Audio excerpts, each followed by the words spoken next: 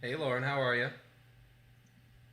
Great, Colin. I am just loving all of this passionate and well-informed, thoughtful, discussion we've been having with the women today.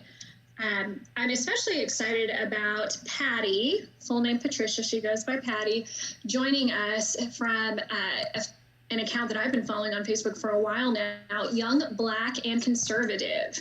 So I'm excited for Patty to share her story with us and about how she chose to take action in the political process. I loved your question to the ladies of LP Texas. How do you get involved? At People for Liberty, we are about engaging people, embracing principles, and affecting change. And that comes in many forms. So I'm excited to turn it over to you and to Patty and to hear what she has to say. Let's see. Just want to stop screen share. Patty, let me put your video up here. I just hid your video for just a second. Can you guys hear me? We can hear you. I need to get your video back up. Let me see. Yeah, so I won't be able to do video. You'll just only be able to see my picture. Get excited. Well, it's a good picture. Thank you. So Patty, my name's Colin Ross. I'm just here to ask you a couple questions and hear a little bit more about your story, really. Let me put on some cool background here. Sorry about that. Not a problem at all.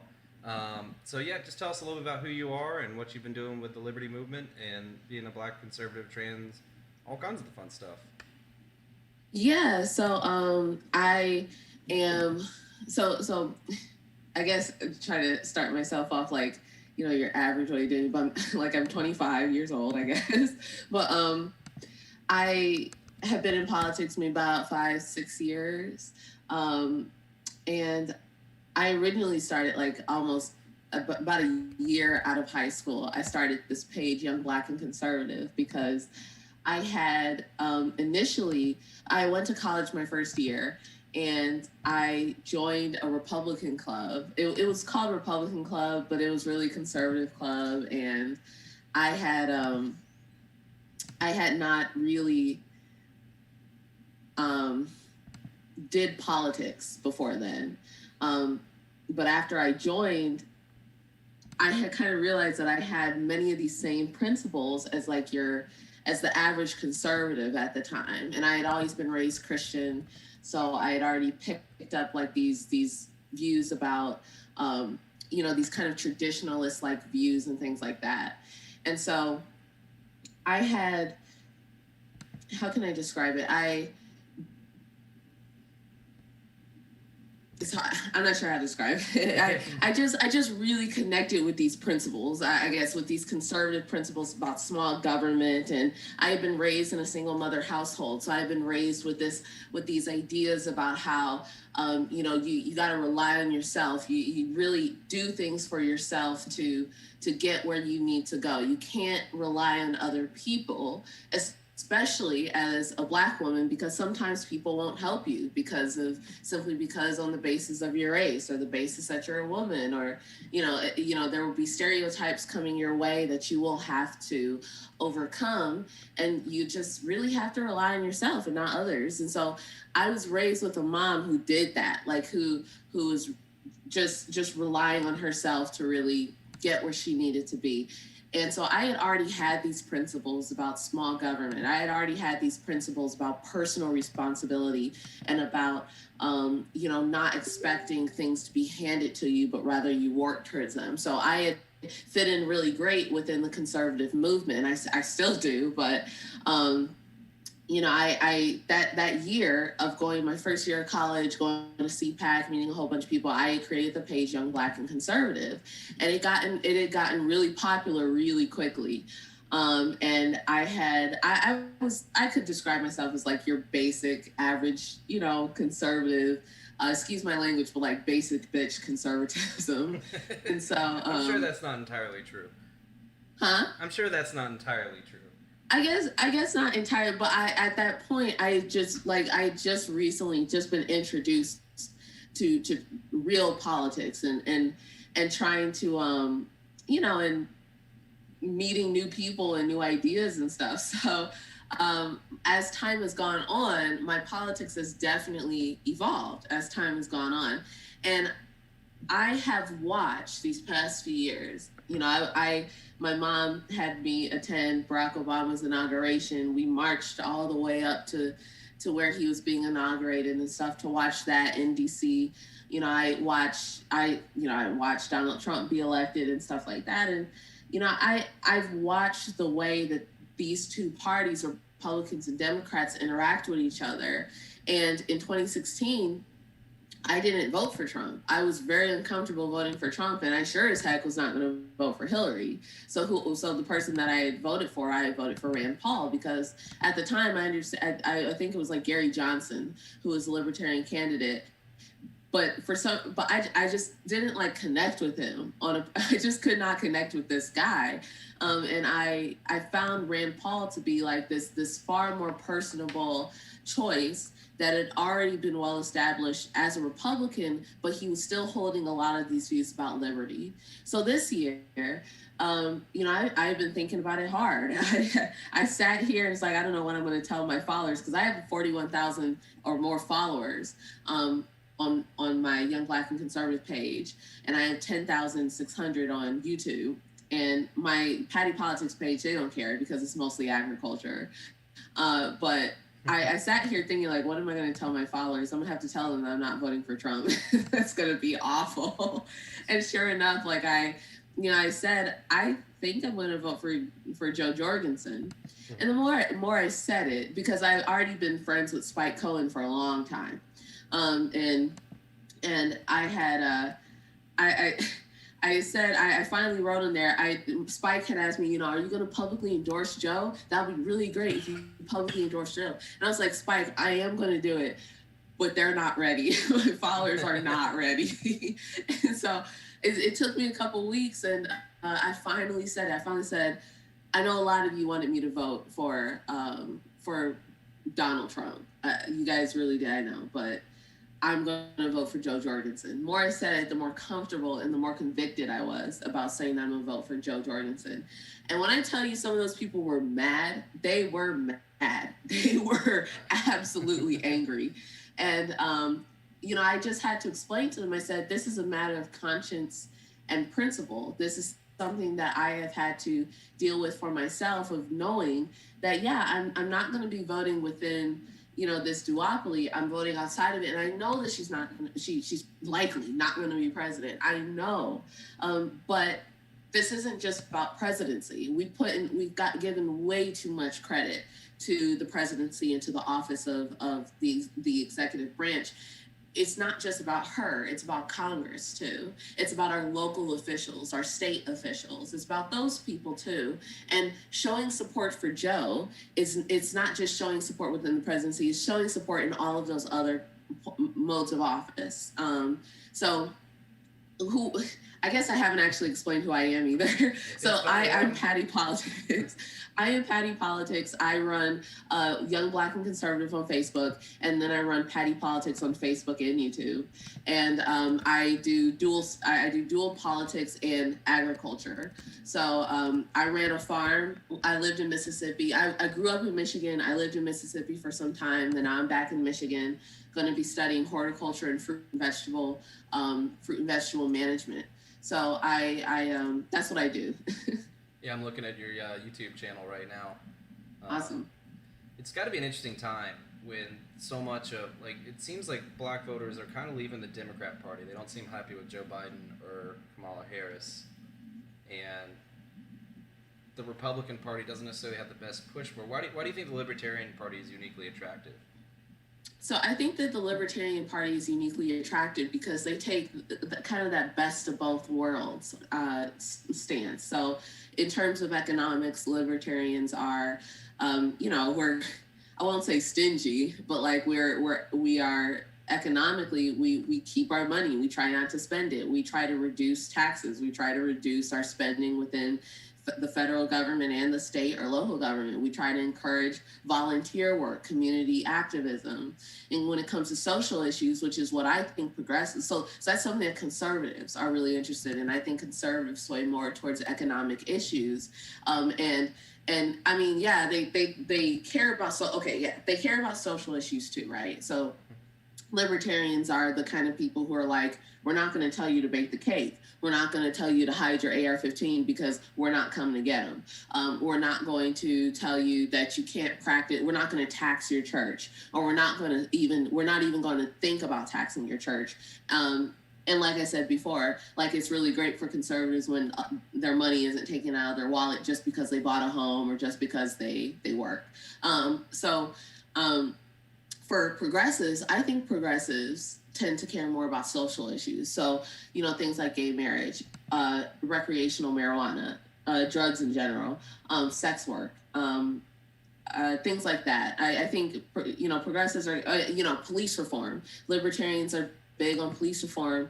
We're getting Kamala Harris from the Democrat Party, and Kamala is, they call her a police officer, even though she was a prosecutor.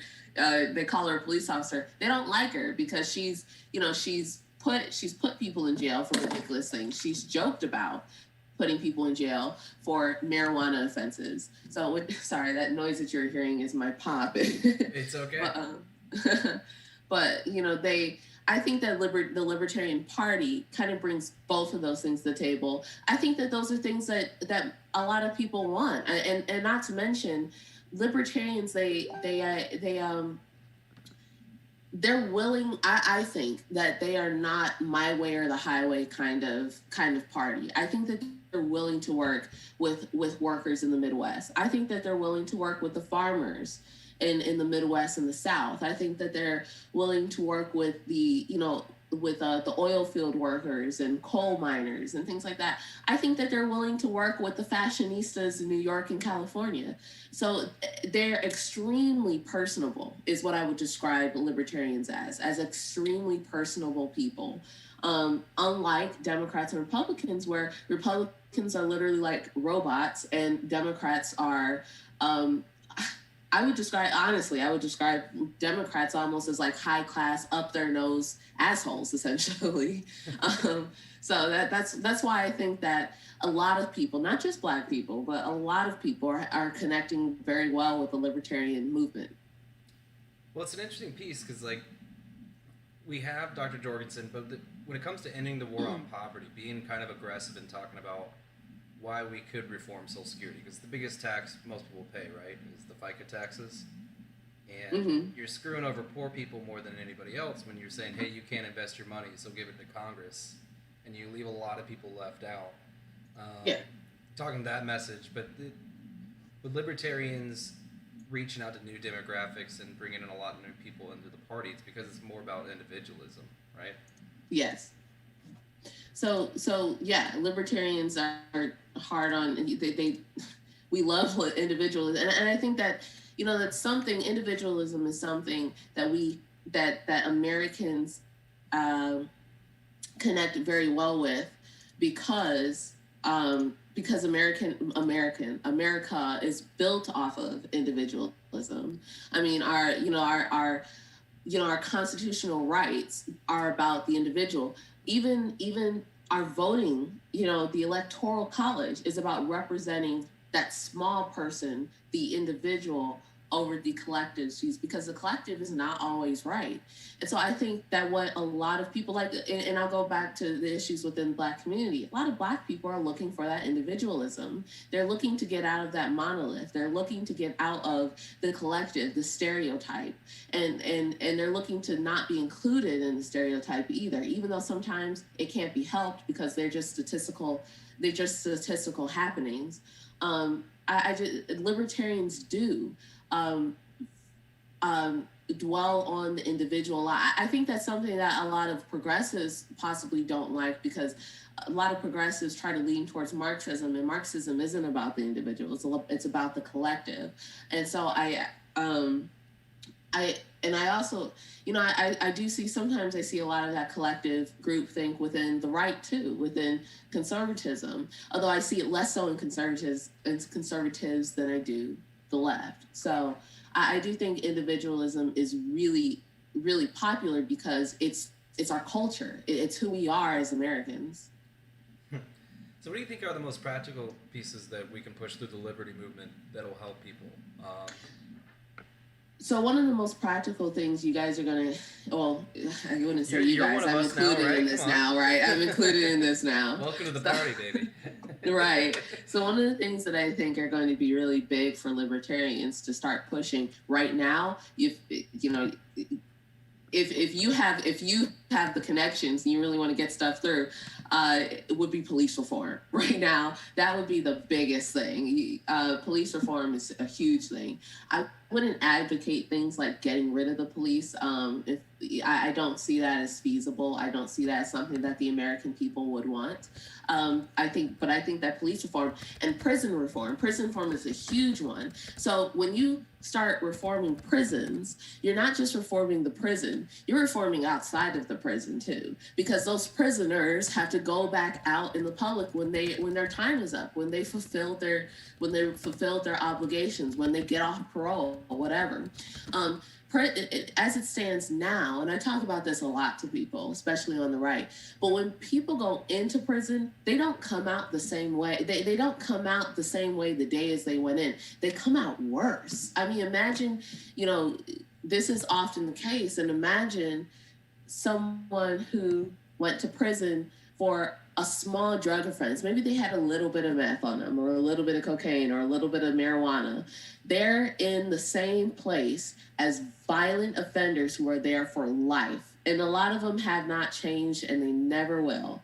Imagine being in a place like that, and you're forced to survive with a bunch of crazy people. You're not going to come out the same way that you went in. You're likely going to come out with some of the same behaviors of the people that you were forced to be in with. So at least to survive in that kind of jungle or that kind of ecosphere, basically. The rules of the game. Exactly. And so when you come out with the same mentality. I mean, these people come in and they come out with technology is different. Ways to get jobs are different. The websites for for help with social safety nets and stuff like that are completely different. Ways to get driver's license are probably going to be different 10 years from now than it is today. These people, they're essentially they're put out there with nothing, and they're, especially if they don't have family members, so to help them once they get out. So they're definitely, I think the Libertarian Party is going to have a great time right now with the social climate that is today. It's going to have a great time with prison reform and police reform. Another thing that the Libertarian Party is doing really good at, that they've already started, is drug reform. The legalization of recreational marijuana is going. It's going slow. It's slow, but it's going pretty good. And at this point, I don't know how many Americans you're actually going to convince to legalize all drugs, but or to decriminalize all drugs. But I think that there's high chance for libertarians to really, really, really pave the way. To pave the way for more reform and progress in that area. I'm trying to think of what else. I would really like to see libertarians do more about gun rights. That's one thing that I think I would like to see them do more about. And the reason why I would like to see them do more about that is because as it stands today, a lot of Americans support I guess what they would call more gun control restrictions. But the fact of the matter is that there's not much left to restrict unless you're going to actually start restricting ammo capacity, or the amount of ammo you can get, or the kind of gun you can get. And we actually, in the last 6 months, Americans have bought more guns than I think we have in the past 20 years or something. I think I heard that a couple of days ago. But the thing is that, the thing is, though, is that just because we have does not mean that the American mentality about gun rights is actually changing or getting better or worse. So we really need to push education about firearms in the United States. This idea that many people are pushing that firearms are just dangerous solely because they're firearms and they kill. But, I mean, that's what firearms are for. We need to start encouraging, I guess, firearm safety within urban communities, especially because I think there's a culture of urban communities believing that a firearm is some sort of blood right rather than something that should be taken seriously with safety and considerations such as that. So if there are three things I could think about, like right off my top of my head, I would talk about economics, but that is a black hole. But I mean, yeah, we probably don't want to get too much into it at this point. no, right. So But those are three things I would think about. When it comes to this, I mean, you're coming out with pretty controversial opinions, I suppose. But what really pushed you into starting your page? And I mean, I say I suppose because I'm coming from a libertarian angle. I don't really view them as that controversial. But there's obviously different social pressures, coming not just from race and also from gender, for saying the things that you do. How do you feel like that's affected you?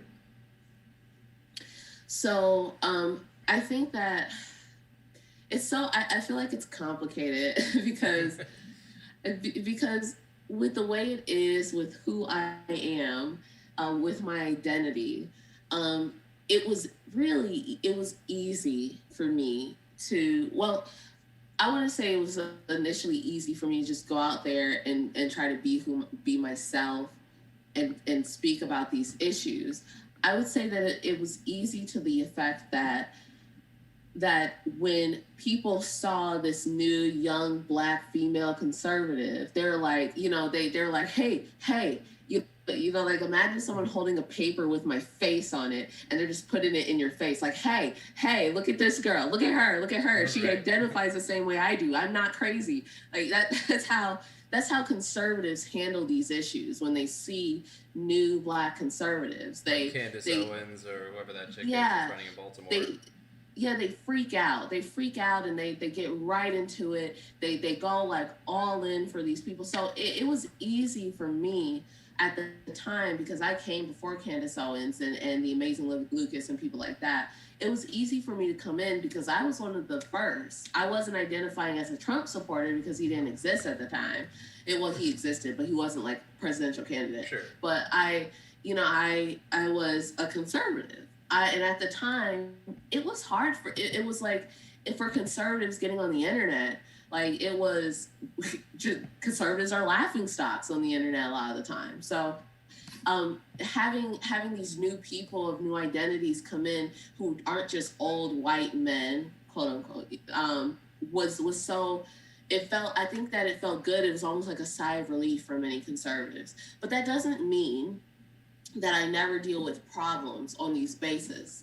I think that since I've come out in support of Joe Jorgensen and more liberty movements that are away from Republicanism and away from Trumpism, I think that some people have felt betrayed. Like they, like they saw this Black conservative and they expected her to validate a lot of their personal opinions and views. And when they find that their views are instead being challenged by that same Black conservative, they find themselves betrayed or even offended. They felt like maybe someone that they felt closely connected with is not the person that they thought they were. And I think that this is like this horrible thing that comes out of how personal we've taken the internet, is that when we meet people on the internet, we think that we become their friends very fast. And it takes a lot more than just talking to become friends. It takes actual, deep connections and conversations that even makes you a friend of someone on the internet. And it takes actually meeting in person that makes you more than a friend. It makes you not just this person, on the internet, but actual face you can connect with. So the internet's great in a lot of ways, but sometimes it makes things a lot harder. And human interaction is one of those things. Human communication and friendships and stuff are one of those things. So I won't say that it was hard, as who I am coming into this scene, but it was easy getting the popularity. It's hard to stay true to the principles because you want to make people happy, but you can't always do that if you want to be yourself, which is what I strive for. I love it. So what are your thoughts on let her think? Or let her speak, excuse me. I love it. Honestly, I really do. I think that, so this is an important mode of discourse. I think you guys have had some really diverse people talk of different ideas, different views. There are things, I've watched some of the other speakers. There are things I agree with, things that I don't agree with. And I think that that's great though, because I think it's wonderful, because it's almost like you wish the libertarian movement can stay small, because, right, it's more fun because that way. yeah, because it becomes so close. It becomes people who can express their views so openly, and do so without feeling too judged. And you can't do that within the Democrat Party or the Republican Party, because it's so partisan. They've already established what they've decided to believe. But here with the Libertarian Party, we just say non-aggression. Right, we say non-aggression. We make it very simple. Non-aggression. And when we make it that simple, it allows other people to come in with such diverse views. Excellent. Well, we are happy to have you on this side of the aisle. Happy to be here. And we look forward to there's so many new opportunities for bringing in libertarians and helping us go into the next stage. It's coming. There couldn't be a better time. Yeah. The two worst presidential candidates ever, we actually have a good one coming out. Exactly. With the various political movements being pushed, whether it's Black Lives Matter, which I know has a lot of different reputations, but there's reasons to be upset about the protest. If you're talking about victimless crimes and throwing people in jail and police reform, it seems to be kind of one of our allies going forward. Hey, Colin, can you hear me? Yes, I can. Hey, Lauren. Patty, before we close out, why don't you tell the people where to find you and where to follow you? Me? Yeah. Yes. Sorry. Tell them about your account. Tell them about Patty Politics and Young, Black, and Conservative. Okay, so yeah.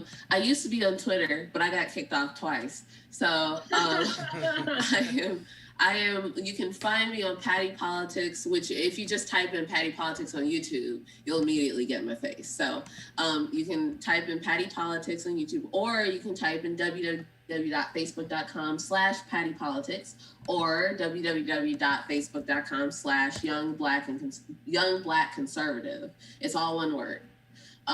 Where else? I'm on Instagram under Patty _politics. And my email, if you want to email me, it's youngblackconservative@gmail.com. Awesome. Patty, thank you so much for joining us. We love hearing your passion and sharing your voice. Thank you. And we're excited to see if there's more to come from you and, People for Liberty. I love it. I'm so happy you guys asked me to come here. I love it. Thank you. Have a great afternoon. We will catch up with you later. All right. See you later.